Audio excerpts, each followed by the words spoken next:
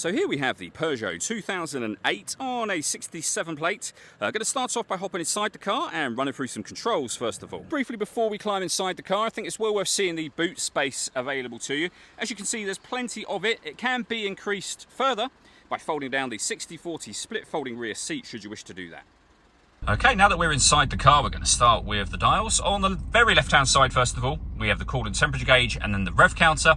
And then over on the right hand side, the speedometer and fuel gauge. In the center, you can see the total mass of this car. They are 28,098. Above that, we have a digital readout for the speedometer as well. If we back out to the steering wheel, we have stereo controls available and phone controls as well. The phone controls can only be used after you pair the phone up to the car, which is done on the touchscreen in the center. If you hit the menu button, one of the options down to us there will be telephone, and then just follow the instructions on screen from there.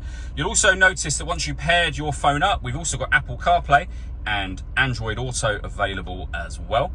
On top of that, in terms of listening to music in this car, we have a number of ways in which we can do it.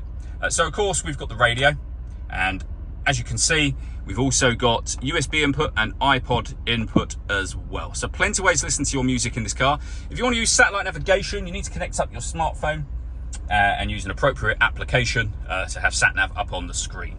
Working our way down, we have dual zone climate control. So you can adjust the passenger temperature, the driver temperature, you can increase and of course decrease the fan speed from here.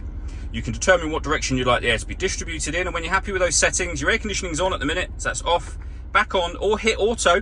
When we do so, the car, as you can hear, will take over the fan speed and direction of the air. Any manual adjustment will override that and allow you to put it back on whatever setting you want it on here as well. Underneath that section, we have a 12-volt charging socket, our USB and auxiliary inputs, 5-speed manual gearbox as well. All that leaves me to say is thank you for taking the time to watch this video. If you'd like to come and see this ULEZ compliant car for yourself and have a test drive, please feel free to call either of our MJA sites. We'd love to hear from you soon.